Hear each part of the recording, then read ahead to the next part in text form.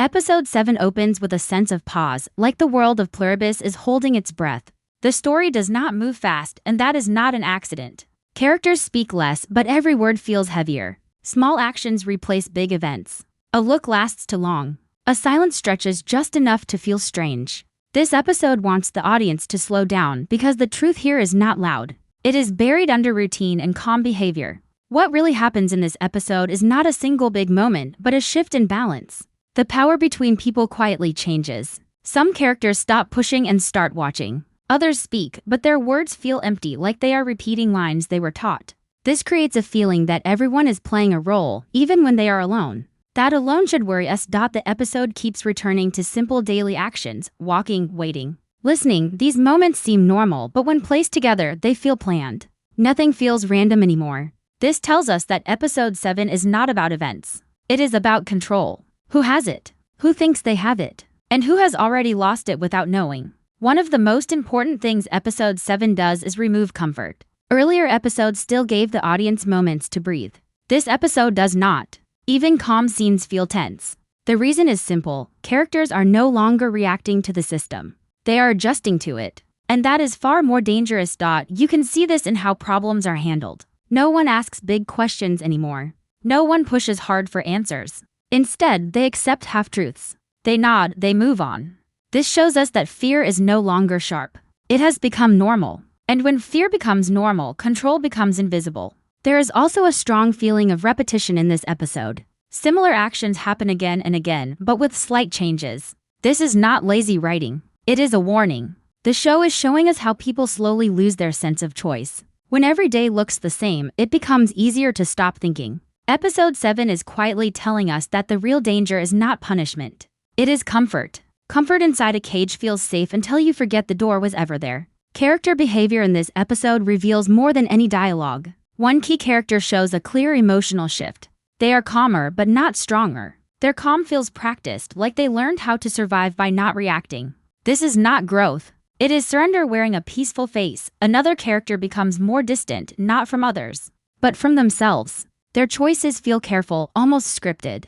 When someone stops acting on instinct, it often means they are being watched, or they believe they are. This creates a powerful theme in episode 7. Control does not need eyes when fear does the job. Even moments that should feel emotional are flat. That flatness matters. It shows emotional numbness spreading. The show is telling us that pain does not disappear. It sinks deeper. And when it finally comes back, it will not ask politely. Episode 7 is not trying to make you feel sad or angry. It wants you to feel uneasy. That feeling is the point.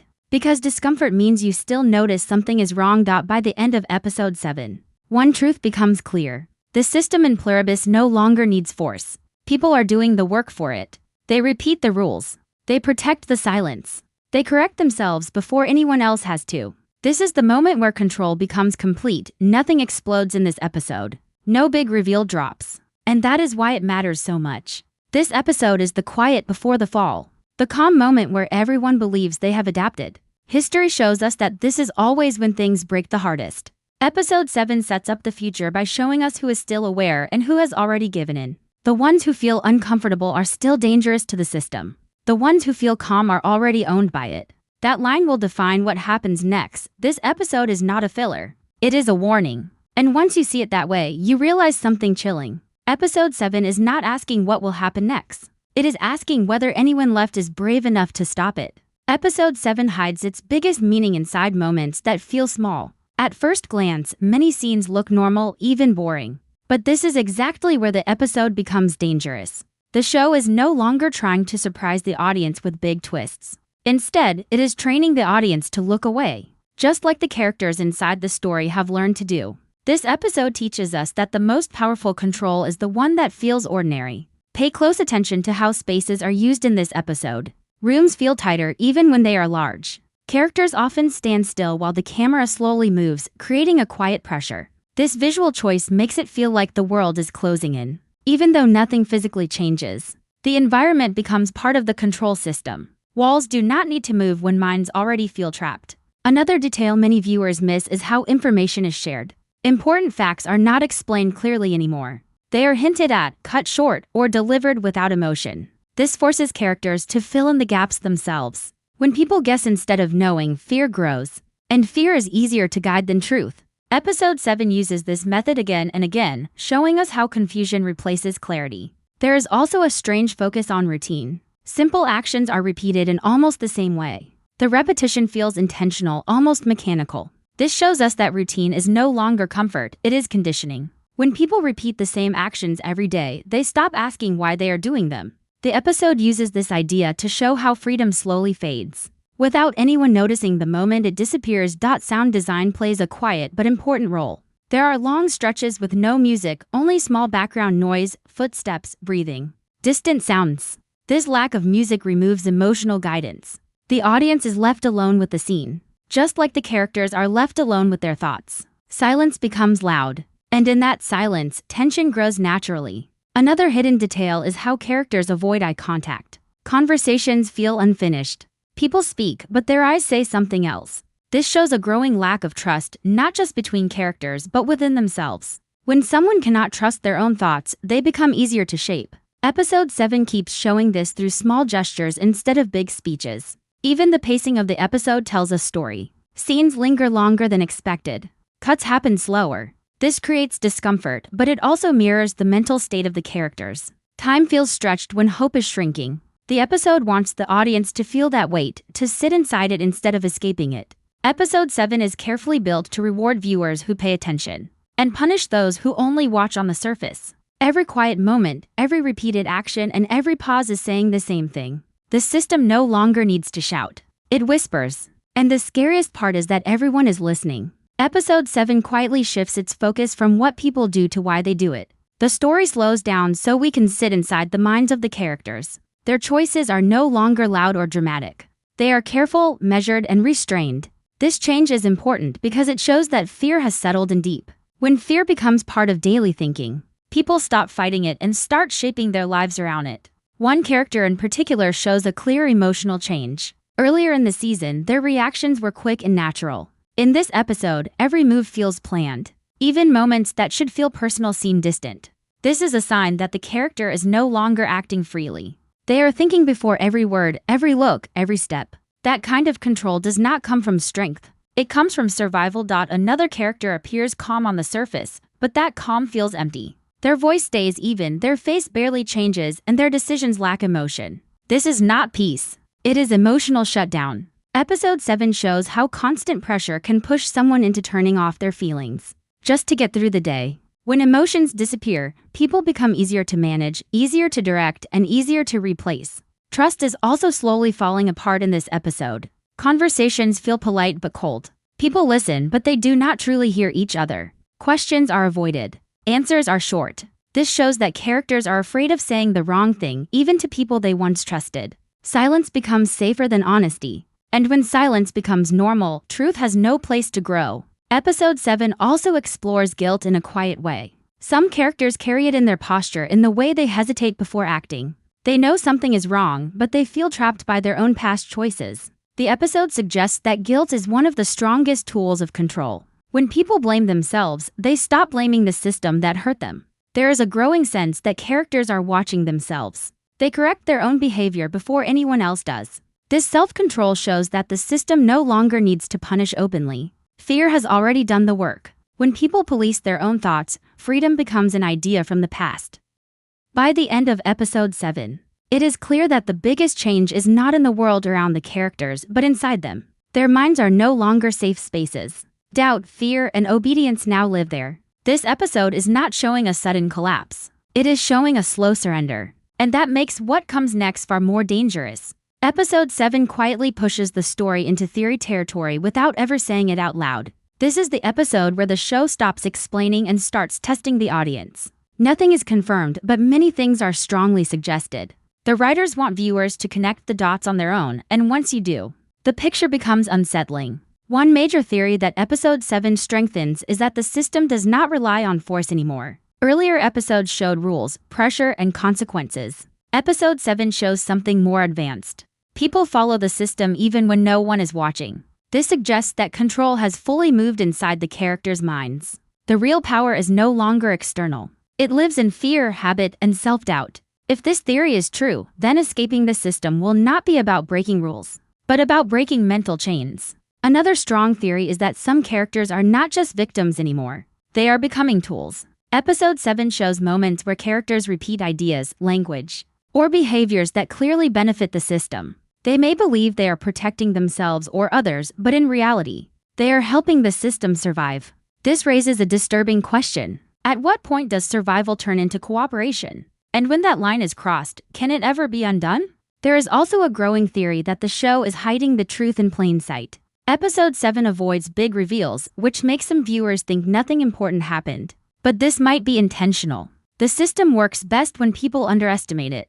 By making the episode feel quiet and slow, the show mirrors the way control hides behind normal life. This suggests that the biggest secrets of Pluribus are not hidden in dark rooms, but in everyday behavior. Another possible theory focuses on memory and perception. Characters seem unsure about past events, conversations, and even their own feelings. Episode 7 shows this through hesitation and uncertainty, not direct dialogue. This raises the idea that memory itself may be unreliable in this world.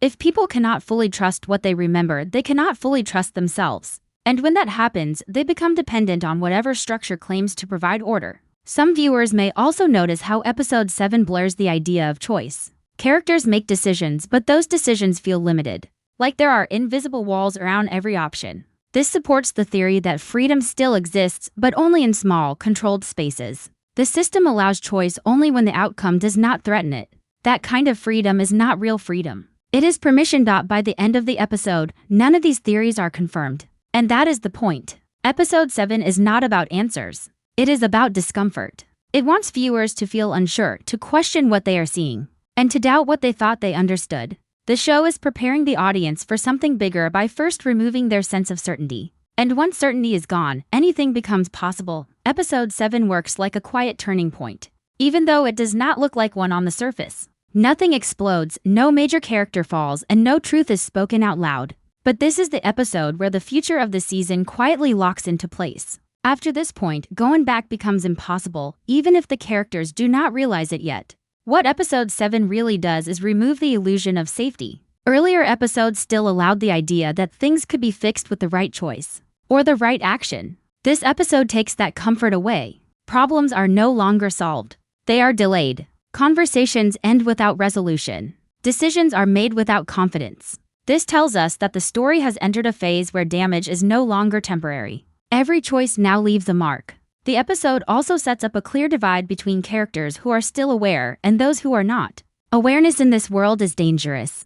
Characters who notice patterns, question silence, or feel uneasy are shown struggling the most. Meanwhile, characters who accept routine and stop asking questions appear calmer. This is not because they are safer, but because they are already under control. Episode 7 makes it clear that awareness comes with pain and ignorance comes with peace. That contrast will drive future conflict. Another important setup is the growing pressure on relationships. Trust is wearing thin, even when people care about each other. Episode 7 shows how fear does not just control individuals, it separates them. When people are unsure of themselves, they become unsure of others. This creates isolation, and isolation makes resistance almost impossible. Future episodes will likely test these relationships, forcing characters to choose between connection and survival.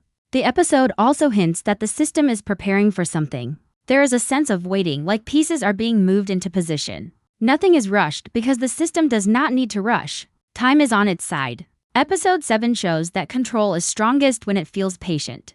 This suggests that whatever comes next has been planned for a long time. By slowing everything down, Episode 7 builds tension for what is coming. The quiet becomes heavy. The lack of action becomes a warning. The show is telling us that the next major change will not come slowly. It will arrive all at once after everyone has settled into believing nothing will change. In this way, Episode 7 is not about the present. It is about the future. It draws a line in the story where the rules stop bending and start breaking. When the season moves forward, the consequences will feel sudden, but they will not be random. Episode 7 has already placed every piece exactly where it needs to be. Episode 7 leaves behind a heavy feeling that is hard to explain. And that feeling is the real ending of the episode. There is no clear conclusion, no emotional release, and no sense of victory. Instead, the story closes with uncertainty. That uncertainty is intentional. It is meant to stay with the audience long after the episode ends. By this point in the season, it becomes clear that Pluribus is not telling a story about sudden collapse. It is telling a story about slow erosion. Episode 7 shows how hope does not disappear all at once. It fades quietly, piece by piece, until people forget what they were hoping for in the first place. This episode does not destroy belief. It replaces it with routine. One of the most unsettling ideas raised by Episode 7 is that no one fully understands the system anymore, not even the people who benefit from it. Rules exist, but their purpose feels unclear. Decisions are made, but responsibility feels distant. This creates a world where actions continue without meaning. When meaning disappears, people stop asking whether something is right or wrong. They only ask whether it is allowed. The episode also leaves us with the question of resistance. Is resistance still possible when fear has become normal? Episode 7 suggests that rebellion does not fail because people are weak. It fails because people get tired. Tired of watching their words. Tired of feeling wrong for thinking differently. Tired of carrying fear alone. The system does not crush people. It waits for them to sit down. Another open question is identity. Characters no longer speak with confidence about who they are or what they want. Their sense of self feels blurred. Episode 7 shows how identity can slowly change when people are forced to adjust again and again. When someone adapts too much, they risk becoming someone they never chose to be. By ending without answers, Episode 7 challenges the audience directly. It asks whether we recognize these patterns not just in the show but in real life. How often do people accept silence to avoid conflict? How often do they follow routines without questioning their purpose? The episode's power comes from this uncomfortable reflection. Episode 7 does not close a chapter. It opens a wound. And as the season moves forward, that wound will either heal into acceptance or tear open into something far more dangerous. The choice may no longer belong to the characters alone. It belongs to anyone still paying attention.